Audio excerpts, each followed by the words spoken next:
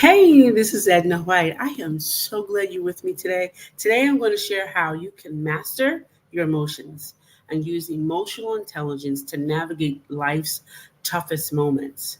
From handling conflicts, making clear decisions, I'll share my personal journey, practical steps, and real life examples to help you turn challenges into opportunities for growth.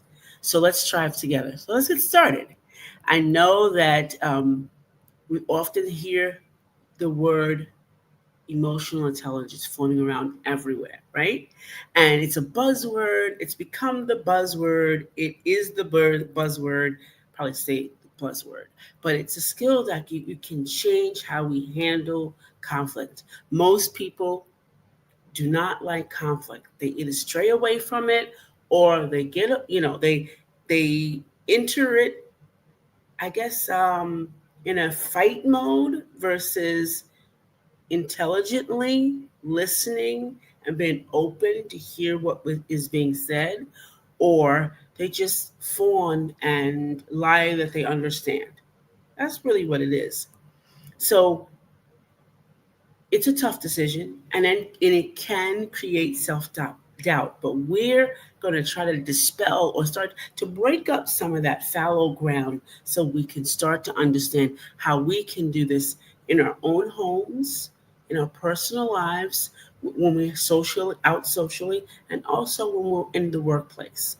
So it started back a couple of years for me, years ago, and maybe I'm giving you the most,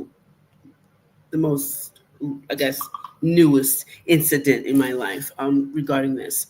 So I faced a tough situation at work. A colleague and I had a major disagreement about a project that we're putting together. And of course, the emotions were running high because this is our baby and this is the way it's supposed to be, and da da da da. Um, and in my past, I've always been defensive, right? I've always been defensive, um, and being able to get them before they get me kind of attitude. And this is how we all are. Either we get them or we back away from them, you know. But when we're faced with conflict is a good thing. All we have to do is learn how to respond to it effectively and speak how we need to speak effectively, not in anger, not in our own emotions that have nothing to do with the project or the whatever's happening, but to have a way that you can focus that energy in effectively to relay information to those that you're with, that it's involved in the conflict. And sometimes, but it does take conflict for conflict, but this is not what I'm talking about. I'm talking about in general life when things come up. Let's just say, situation maybe you're that I always see on TV shows. Here's one too. I just got off of my subject, didn't I? Here's a subject. It's easy to understand. You know how we watch Judge Judy, and always someone's getting a car accident. Well, it's called a car accident because it's an accident. We don't think that when we get into it, and we get into a car accident, we jump out of the car, we start these big things, and they become bigger, right? When we should stay in our car, right, and just take it easy. Is everybody okay? And I've seen very few situations where people are just exchanging information and it goes well because they're not jumping into it with emotions. And that's a perfect example because usually what it comes from is fear.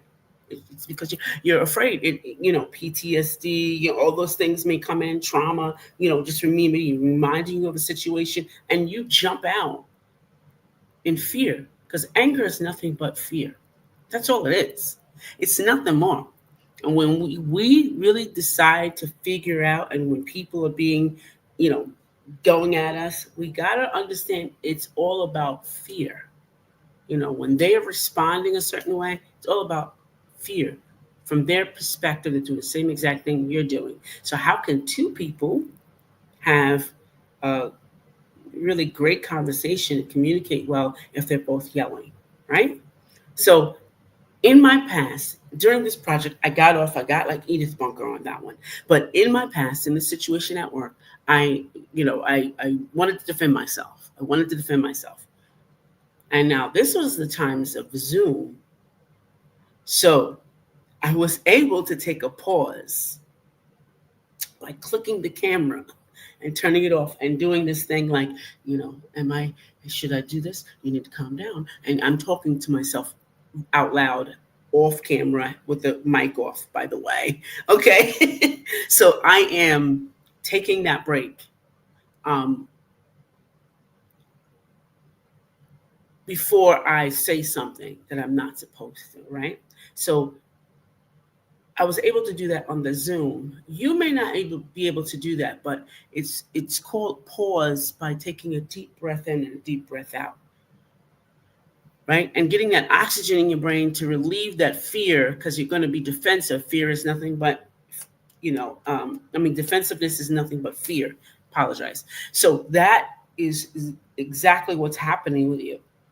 So instead of acting defensively as I normally would, I paused, pushed the pause button and the mic and the camera, and I calmed down, listened to myself, and came back on, and then listened to what the person was saying. I focused on understanding their perspective, even if it was wrong, if that makes sense. Because they have a perspective from what their experience is, which could have been no experience in what they were talking about, but they were just making their point, right?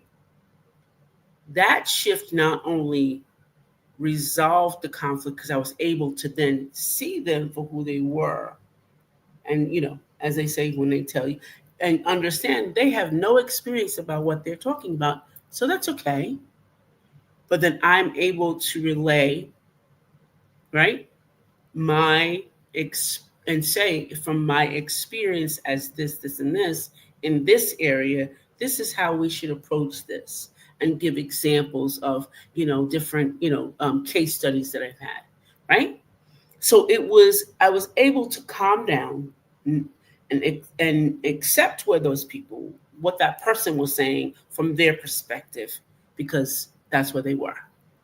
And then help them understand. Now, if they didn't understand, I at least was able to, guess what? Control my emotions around it. Because I remember, I cannot control anybody's emotions around me. All I can do is control mine.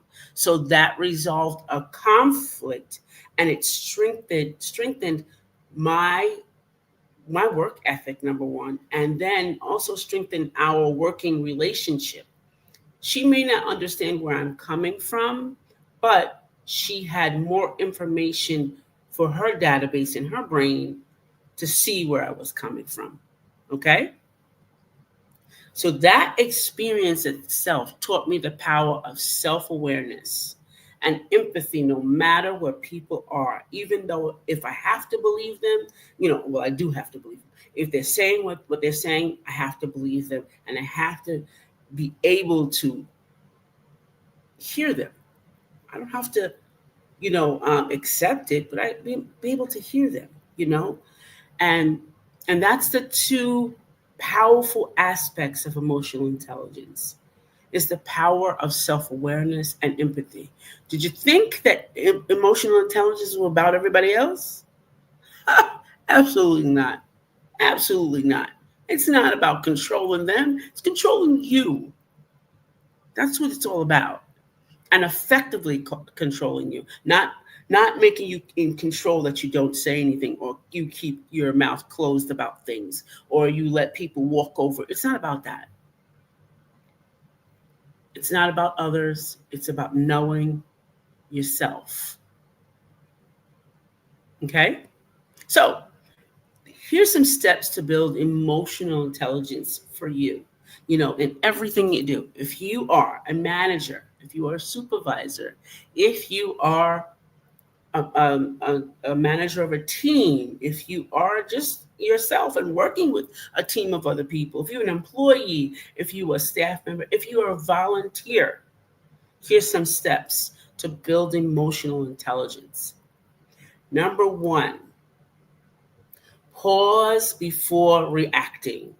Reacting usually gets us in trouble every time because whenever we react, it's because of an emotional connection. It's an emotional bond. It has nothing to do with what the facts are.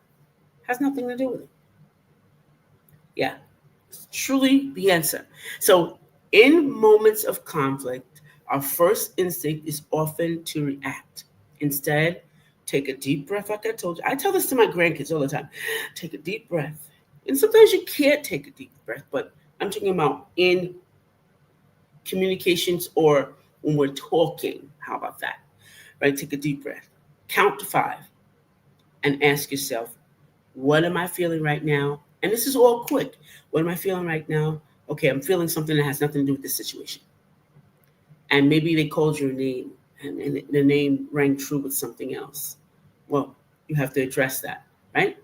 And this small pause can prevent you from emotional outbursts. It can stop you from punching someone, slapping someone, and don't think, please stop it now.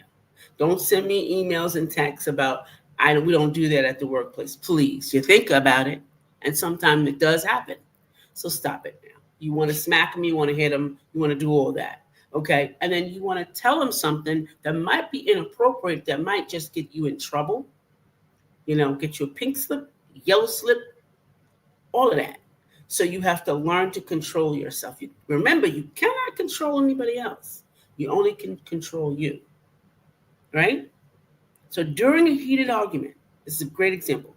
During a heated argument, instead of shouting back, say to yourself, let me process this for a moment. Cool yourself down. Okay. That's what you do. And it happens all in a moment. Here's the second step. Practice empathy. Put yourself in the other person's shoes. What's going on? If they say, well, if you're an employee, you put this where it's not supposed to be. Where are they coming from, right? Have they been there forever? Are they volunteering and they feel offended? Are they older? What's going on?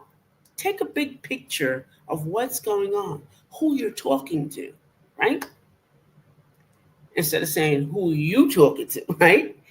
And then, so you might feel or might understand where they're coming from and why they're acting this way. See, it's not about agreeing, but understanding. So you're taking a big scope of the whole picture, and I think I had an incident with an older woman, she was older, and she had started this pantry, and I had came in, so I was getting used to the new staff and everything. So I was coming around saying hi to everyone, and I came in, and I guess she didn't see my name tag. She's like, "What are you doing?" And she screamed at me, and I just looked at her. I said, "Who are you talking to? Did you have a bad day today?" And then she cracked up laughing, and she's like, "I was like, I work here, and is everything all right with you?"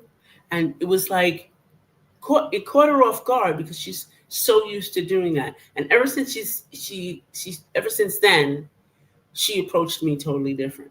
Because sometimes you don't know what people are going through, and sometimes they're just probably so deeply tired, and they want to volunteer, but they're so deeply tired and they want a different way and they don't know another way. But coming to them differently, and I had to breathe, because I'm one to really get those snappy snapbacks. I give them to you. Okay. I give them to you. I have no qualms about those snapbacks. Okay.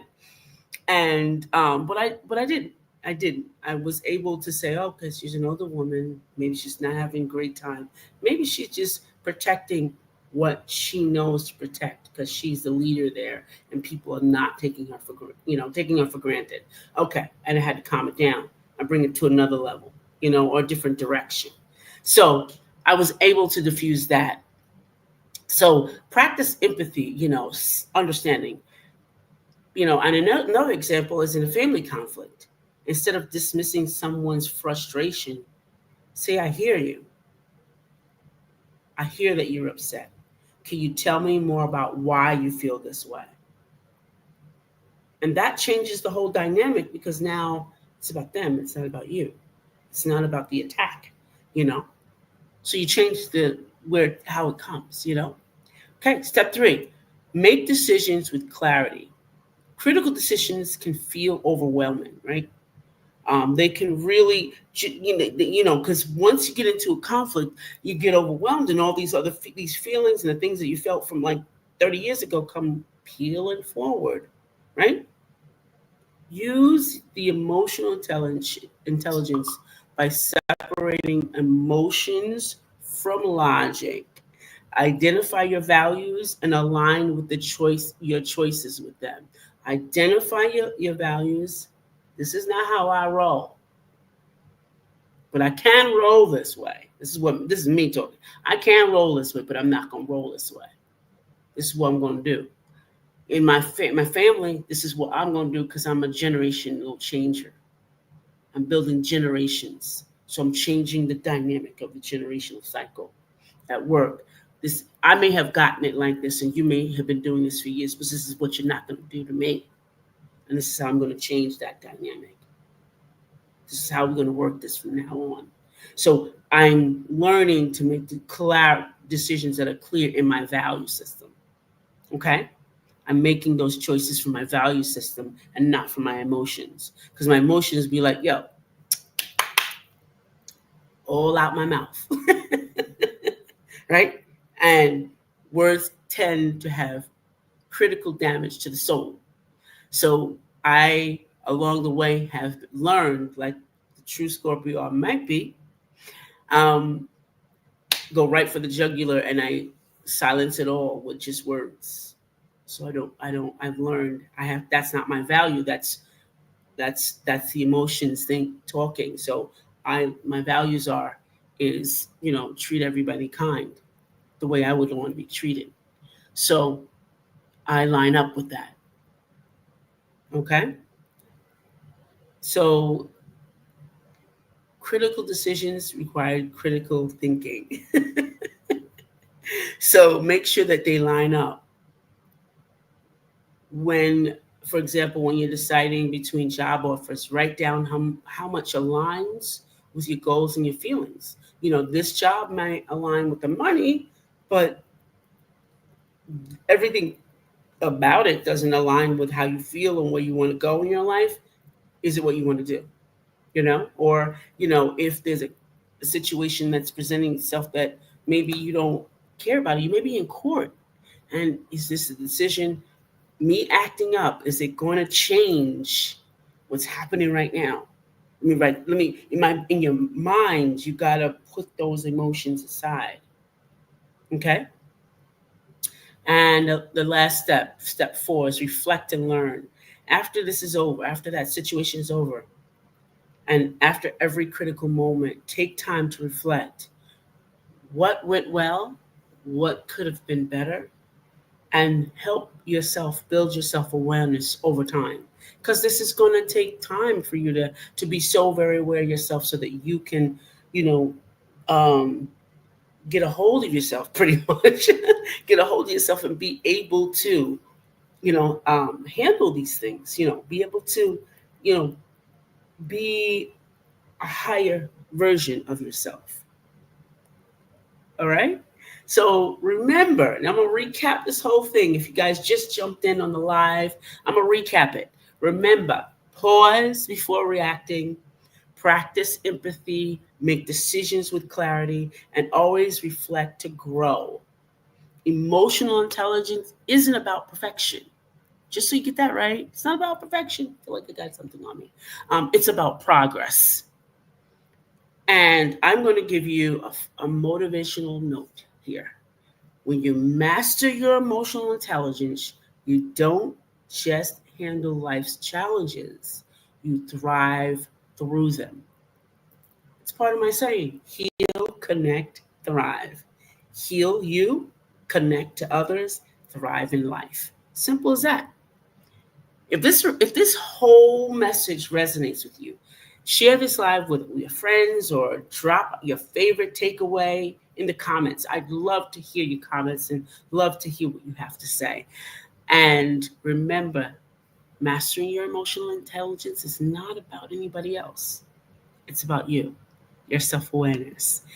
This is Edna White signing off. See you real soon.